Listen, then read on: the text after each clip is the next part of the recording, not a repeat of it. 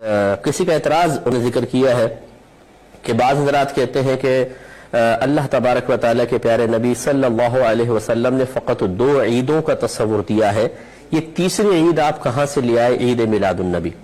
دیکھیں، ایک چیز کا تصور دینا اور ایک چیز کو منع کرنا یا اس کی ممانعت فرمانا، یہ دونوں الگ الگ چیزیں ہیں۔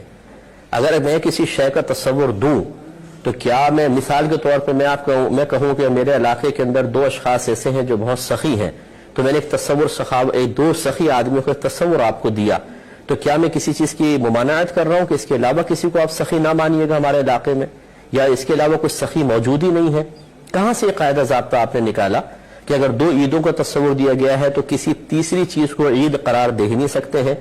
حالانکہ خود ہمارے نبی کریم صلی اللہ علیہ وسلم نے ارشاد فرمایا کہ اللہ تبارک و تعالی نے جمعے کے دن کو مومنین کے لیے عید کا دن قرار دیا ہے۔ اب بتائیے، تیسری عید کا اگر آپ اس طرح دیکھ لیں تو تیسری عید کا تصور نکل آئے گا۔ اب یہ الگ بات ہے کہ جیسا اہتمام ان 2 عیدوں میں ہوتا ہے اس میں اگرچہ نہیں ہے، لیکن تصور عید تو حاصل ہو گیا۔ لیکن ضابطہ قاعدہ بس آپ یہ یاد رکھیں کہ تصور کسی شے کا دینا اس کے علاوہ کی نفی نہیں ہوتی ہے، یہ ہمیشہ یاد رکھیں۔ اگر ہے تو پھر اس کا قاعدہ ضابطہ قرآن حدیث سے ثابت کر کے بتائیں، اور جو چیز قرآن و حدیث سے ثابت نہ ہو، قرآن و حدیث وہ ضابطہ نہ دے رہے ہوں، تو اپنے پاس ایک ضابطہ بنا کر اور مسلمانوں پر تانہ زنی کرنا، اس کی بھی شرعی حیثیت کسی سے معلوم کر لیجئے گا کہ اس کے بارے میں اللہ تبارک و تعالیٰ اور اس کے رسول کریم صلی اللہ علیہ وسلم نے کیا بیان فرمایا ہے۔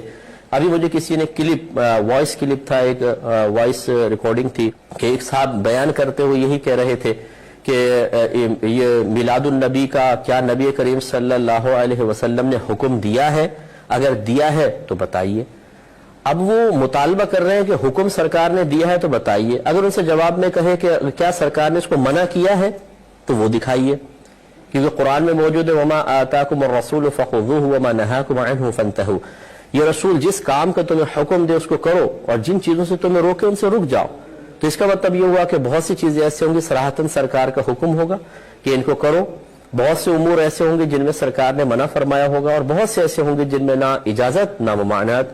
جس میں اجازت اور ممانعت نہیں ہے پھر اس کے بارے میں ہمیں غور کرنا ہوگا کہ اس کو کس میں لے کر جائیں، کیا اس کو جواز کی طرف لے کر جائیں کہ عدم جواز کی طرف۔ تو یہ کہنا کہ جی حکم ہو تو پھر اس کو کرنا صحیح ہوگا، یہ بالکل غلط ہے۔ بعض اوقات حکم نہیں ہوتا، اتباع تو ہوتی ہی یہ ہے کہ جہاں پر حکم نہیں ہوتا وہاں کسی کی پیروی کرنا اتباع کہلاتا ہے۔ تو خلاصہ کلام یہ ہے کہ اس طرح کی باتیں کر کے لوگوں میں انتشار فتن پیدا کرنا، اور پھر چونکہ سامنے بیٹھی ہوئی عوام الناس ہوتی ہے، اس طرح کی دلیلیں دے کر، کیونکہ سامنے سے کوئی جواب تو دے گا نہیں، پھر اپنے آپ کو یہ سمجھنا کہ میں نے ایسا سوال کر دیا ہے کہ اس کو کوئی جواب ہی نہیں دے سکتا، یہ خوش فہمی سے ہمیں باہر نکلنا چاہیے۔ میرے خیال میں کسی صاحب علم کے سامنے آپ ایسا دعویٰ کر کے بتائیں اور پھر وہ انشاءاللہ آپ کو جواب دے گا۔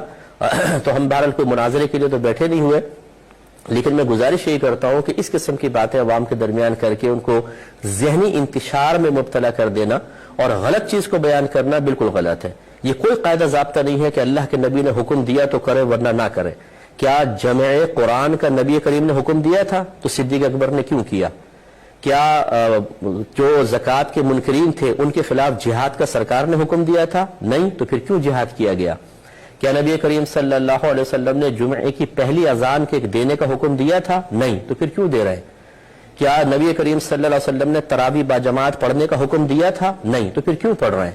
تو خلاصہ کلام یہ ہے کہ حکم نہیں، اور بہت سارے دلیلیں ہوتی ہیں کہ اگر حکم نہیں بھی ہے تو بہت سارے دلائل سے کسی چیز کا جواز اور حکم نکالا جا سکتا ہے، اس لیے ادھوری باتیں کر کے عوام کو منتشر نہ کیا جائے، یہ مناسب نہیں۔